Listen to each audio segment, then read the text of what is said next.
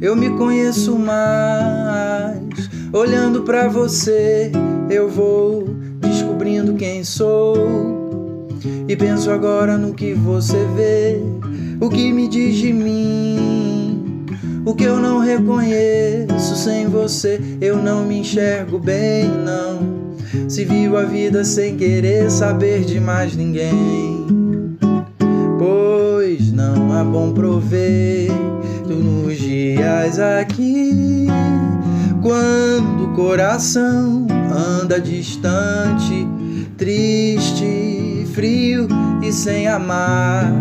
Em você eu tenho o que falta em mim, e descubro o que tenho de melhor pra lhe oferecer. Eu me conheço mais, olhando pra você, eu vou descobrindo quem sou. E penso agora no que você vê, o que me diz de mim, o que eu não reconheço. Sem vocês eu não me enxergo bem, não. Se vivo a vida sem querer saber de mais ninguém, pois não há bom proveito nos dias aqui, quando o coração anda distante, triste, frio e sem amar. Mas em você eu tenho o que falta em mim,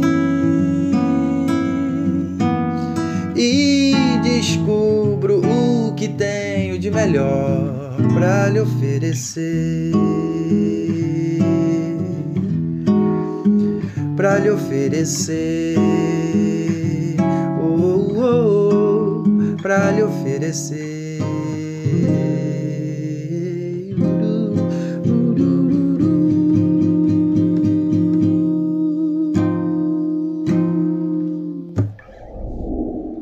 E aí, gente, como vocês estão? Tudo bem? Eu espero que vocês estejam bem.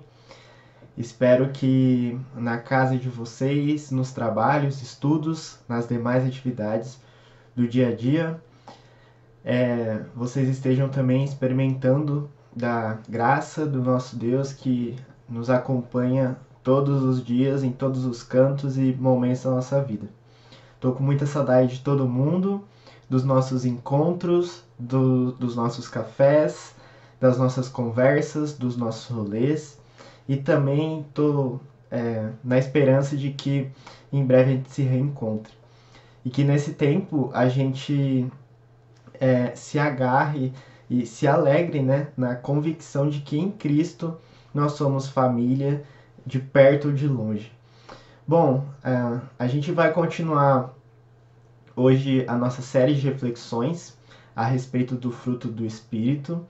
E além de ter lá no começo da nossa série pensado sobre o significado do fruto do Espírito, as características do fruto do Espírito e o papel dele na espiritualidade cristã, a gente também já falou sobre o amor, a alegria, a paz, a amabilidade, paciência e a bondade e fidelidade também.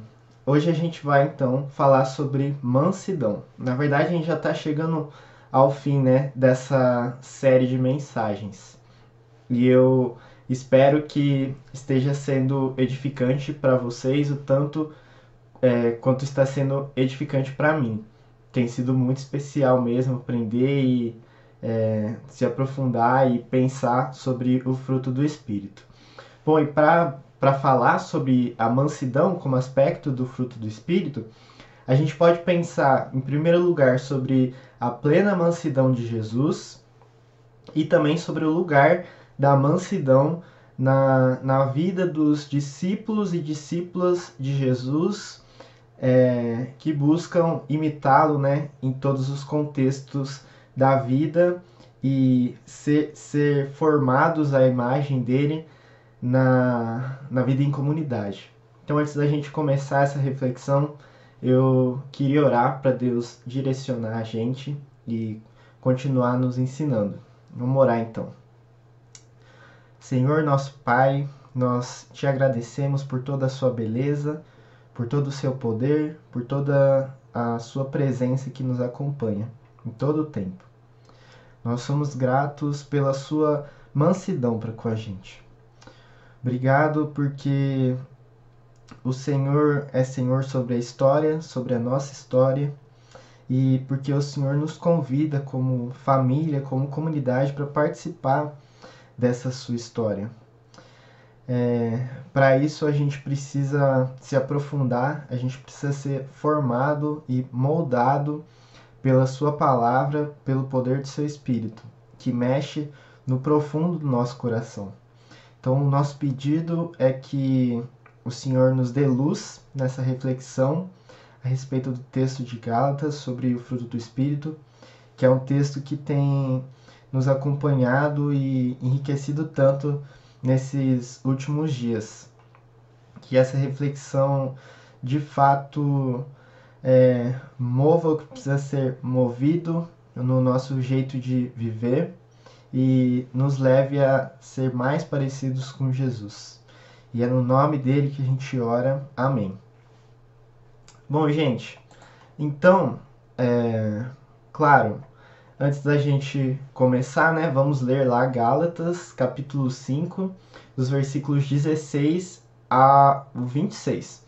Esse é o texto completo, né, do fruto do Espírito, e eu acho importante a gente ler e reler ele, para aprender com mais precisão, eu diria, e profundidade, o breve trecho que Paulo descreve, né, o fruto do Espírito. Então vamos ler aqui, a versão que eu estou usando é a NVT, e está escrito assim: Por isso digo, deixem que o Espírito guie sua vida, assim não satisfarão os anseios de sua natureza humana.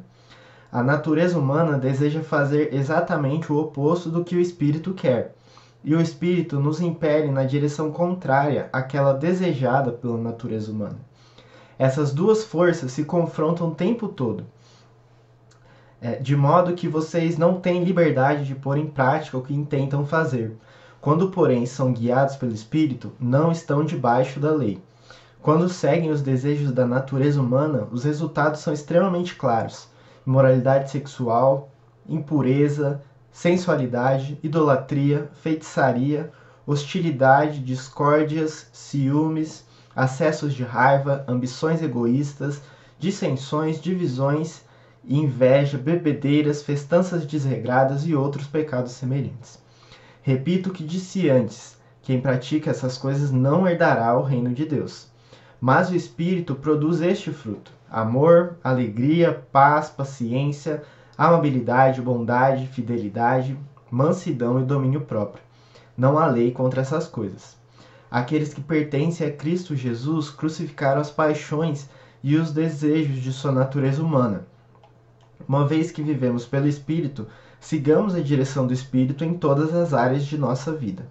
Não nos tornemos orgulhosos, provocando e invejando uns aos outros. Amém. Bom, em primeiro lugar, para falar da mansidão como aspecto do fruto do Espírito, a gente precisa reconhecer que nós vivemos em um mundo que, por causa da queda e do pecado, que atravessa todas as nossas relações, né? E a gente vê isso na parte anterior que Paulo fala sobre o fruto do Espírito, ali quando ele fala sobre as obras da carne. boa parte delas se referem diretamente a problemas nos nossos relacionamentos. Então, esse mundo, né, hostil relacionalmente, ele não aprecia a mansidão. E quando faz, é só um incentivo superficial. Eu diria que a nossa cultura, ela resiste à mansidão devido a outras coisas que a gente valoriza excessivamente, né? Que são o status, o protagonismo e a opinião. Tipo, a gente quer ser visto pelas pessoas, a gente quer se sobrepor a essas pessoas, e para isso a gente aposta tudo nas nossas opiniões. Por isso a mansidão então é reduzida à fragilidade e à apatia. O teólogo Kevin Van Hooser, ele observa, por exemplo, que com frequência ficamos inseguros quanto à posição em relação aos outros.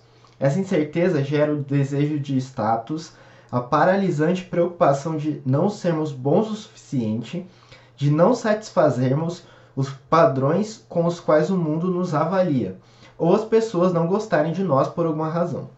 O desejo de ansiedade é o pavor pervasivo de que, sob a brilhante imagem projetada, se encontra um fracasso abjeto.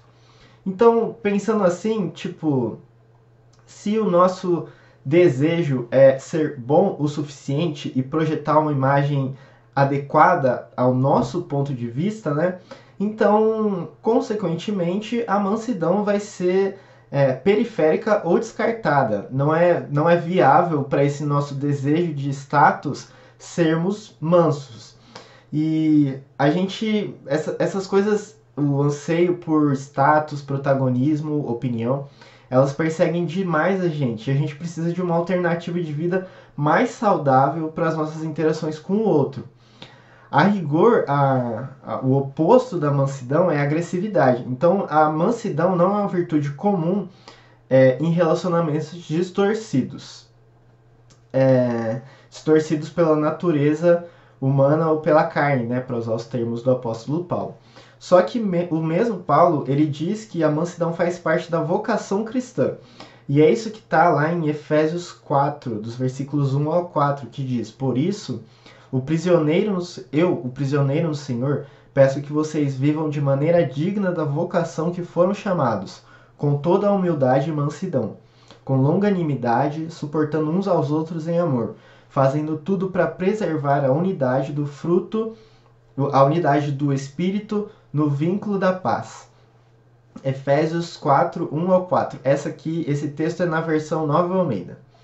E esse texto ele indica para a gente que a mansidão é imprescindível para a concretização do amor e para a durabilidade dos vínculos, que são coisas indispensáveis e consequentes, né, respectivas ao cumprimento da nossa vocação cristã.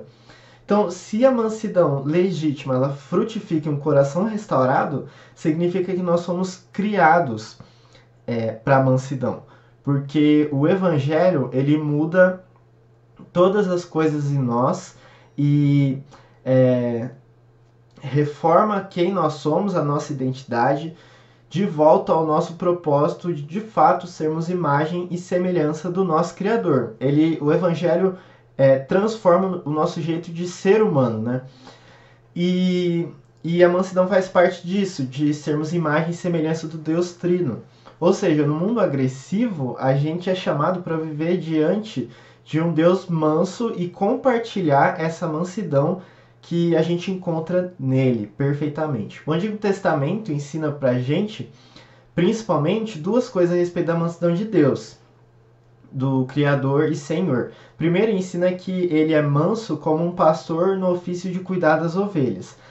A gente pode ver isso, por exemplo, no conhecidíssimo Salmo 23 e em Isaías 40. No Salmo 23 está escrito: Ele me faz repousar em verdes pastos e me leva junto de riachos tranquilos. Renova minhas forças e me guia pelos caminhos da justiça.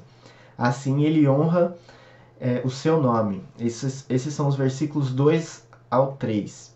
Isaías 40 diz: Como pastor ele alimentará seu rebanho. Levará os cordeirinhos nos braços e os carregará junto ao coração. Conduzirá ternamente as ovelhas com suas crias. Isaías 40, 11. E o Antigo Testamento também ensina pra gente que Deus é manso como um pai que cuida do seu filho. O que é muito visível no Salmo 103, que está escrito: o Senhor é como um pai para seus filhos, bondoso e compassivo para os que o temem. Pois ele sabe como somos fracos, lembra que não passamos de pó. Salmo 103, 13 e 14. Portanto, o caráter de Deus se apresenta no fato, o caráter manso de Deus se apresenta no fato dele conduzir, suprir e receber ou acolher, que é uma palavra mais forte até, a gente. Isso porque Deus reconhece infinitamente a nossa finitude, as nossas falhas e fragilidades, e assim ele misericordiosamente trata a gente com mansidão. E é claro que em Cristo, em quem está a plenitude do eterno, como diz lá em Colossenses 1, a gente encontra perfeita mansidão. A história de Jesus é, de fato, marcada por diversas cenas de mansidão. Por isso que, em segundo lugar, para falar sobre a mansidão como aspecto do fruto do Espírito, a gente pode pensar sobre a mansidão de Jesus.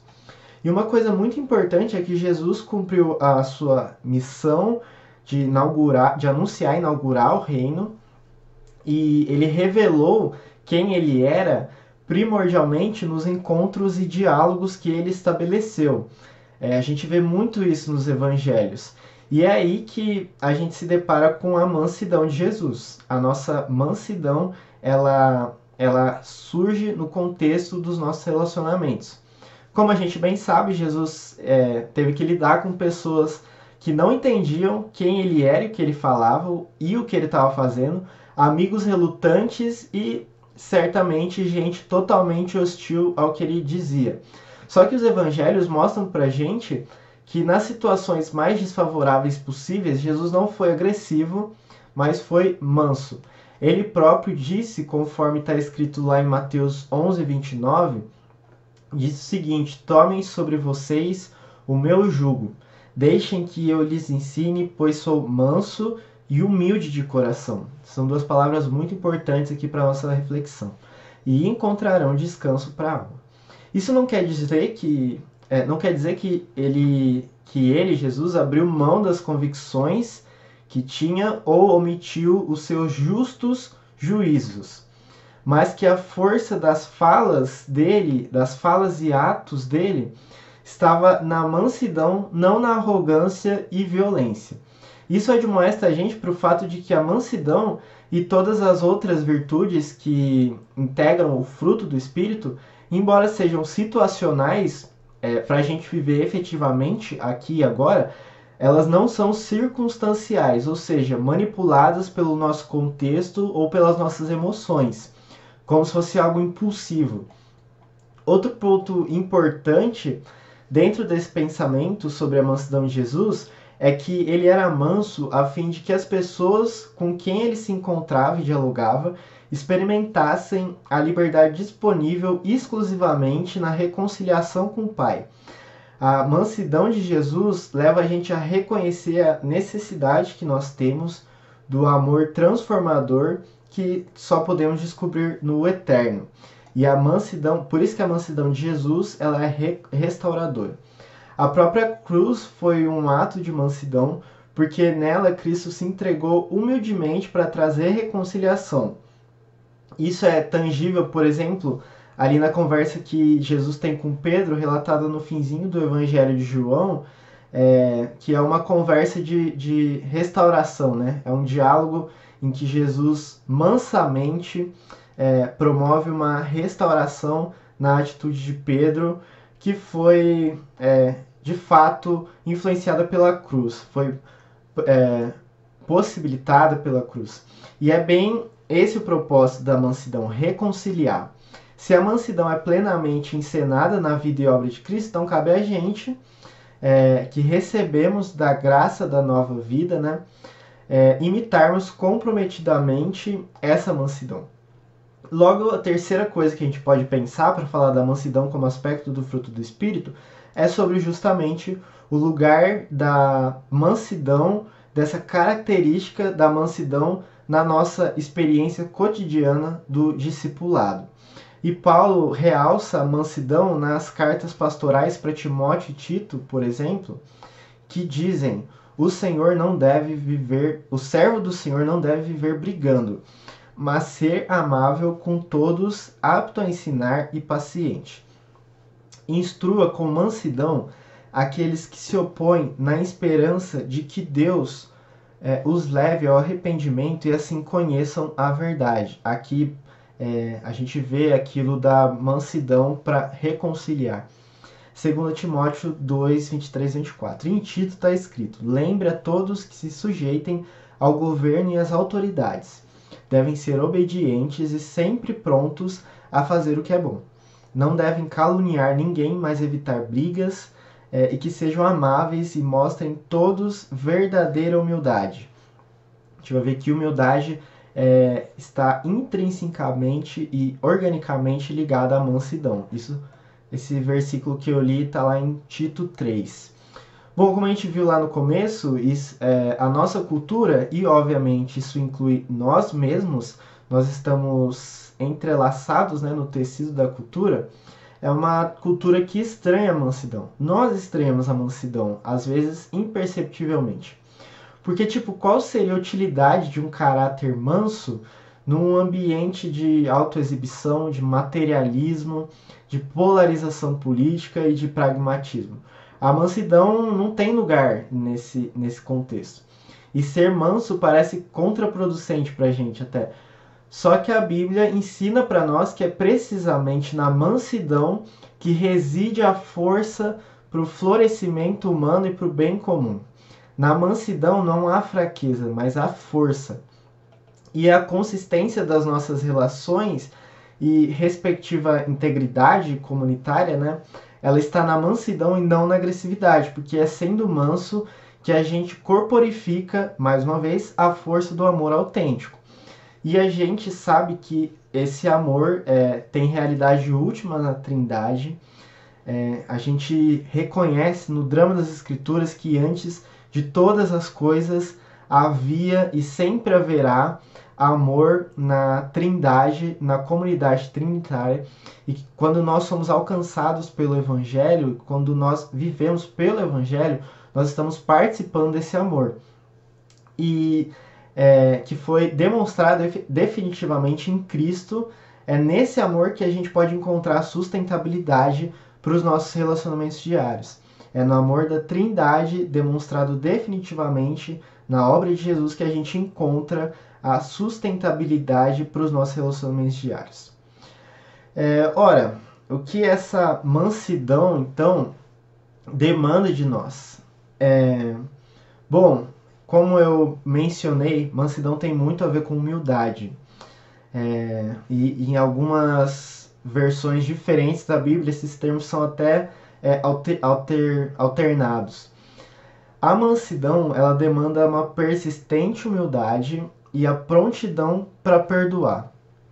Quando a gente resiste à humildade, e mais uma vez, isso é algo que move o nosso coração sem a gente perceber, e por isso que a gente precisa, para vivenciar o fruto do Espírito, a gente precisa de uma ação incisiva do próprio fruto do Espírito no nosso coração. Quando a gente resiste à humildade, então a mansidão perde espaço no jeito que a gente dialoga com as pessoas, nas nossas ações e até os nossos pensamentos a respeito do outro e sentimentos também. E além disso, a mansidão demanda prontidão para perdoar. E o perdão, que tem tudo a ver... Na verdade, eu penso que o perdão é uma natural resposta para o florescimento do fruto do Espírito na nossa vida. À medida que a gente amadurece na relação com Cristo e segue no caminho dele, a gente desenvolve o fruto do Espírito, e como a gente tem visto nas mensagens, e algo que a gente tem trocado muita ideia também nos PGs, o fruto do Espírito, justamente por ser um fruto, ele leva tempo para crescer e ele depende de alguém tratando, cuidando desse desenvolvimento. E esse alguém, claro que é Deus. O fruto do Espírito não tem a ver com uma coisa que nós mesmos fazemos, porque assim seria impossível. E o resultado natural disso é uma vida uma vida marcada pelo perdão, que existe disposição para perdoar, prontidão para perdoar. O teólogo croata Miroslav Volf, no livro dele Uma Fé Pública, que é um livraço, vale muito a pena ler, ele diz assim que perdoar é compartilhar sabedoria. Talvez seja a maneira até mais eficaz de fazer isso. Isso é muitíssimo crucial para nós pensando em mansidão, porque assim, por exemplo, como a amabilidade, a bondade, a gente pode pensar, a gente tende a pensar, na verdade, tipo, a mansidão, ela é uma coisa boa, ela faz bem, mas ela pode ser só um adereço ao meu caráter, ao meu comportamento, né?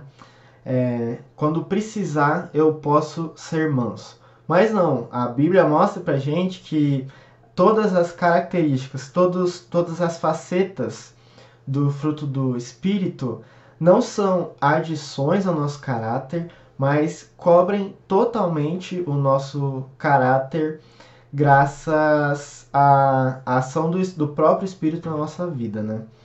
E outra coisa importante é que o nosso amor, que Paulo diz lá em Gálatas mesmo, que é a finalidade da nossa fé, da nossa caminhada de fé, ele não tem a ver só com o conteúdo do nosso coração. O amor não é só conteúdo, mas ele também é a ação desse conteúdo, né? O amor que a Bíblia fala é de um Deus autodoador, que se comunica se doando, e por isso ele ama. E é o amor que nós somos chamados a expressar também. Assim, essas duas atitudes, a humildade e o perdão, decorrem da consciência, da devoção e da consecutiva consciência do perdão disponível na cruz e da humilhação que resulta de andar no caminho da cruz também. O perdão que a gente encontra na cruz de Jesus e a humilhação que nós encontramos no nosso andar rumo à cruz, que é a marca do discipulado. Bom, então a cruz é o caminho para a mansidão. A cruz é o caminho para a mansidão porque, mais uma vez, não tem a ver com algo que a gente faz, que a gente elabora por nós mesmos, pelas nossas intenções, porque as nossas intenções são falhas e a nossa maneira de se relacionar é distorcida e ela só pode ser reordenada, o nosso amor só pode ser reordenado pelo que Cristo fez e ele definitivamente nos redimiu na cruz e na ressurreição. A gente tem a graça de encontrar a nova vida do mundo que Deus está criando, de relações harmoniosas e plenas também. Bom, que a mansidão esteja presente nos nossos dias, no jeito que a gente falar e agir, que a mansidão cubra os nossos relacionamentos e interações e que a nossa constante devoção, a nossa prática espiritual e a nossa prática de comunidade também, de comunhão, cada vez mais faça florescer, faça vir à tona, aparecer na nossa vida esse aspecto do fruto do Espírito. Bom, encerrando essa reflexão, a gente pode orar, a gente deve orar sobre isso. Então vamos orar a respeito disso. Deus, obrigado por falar com a gente, obrigado por nos ensinar e obrigado porque a sua palavra e apenas a sua palavra que mexe profundamente no nosso coração e que muda as coisas. As nossas iniciativas, as nossas ideias,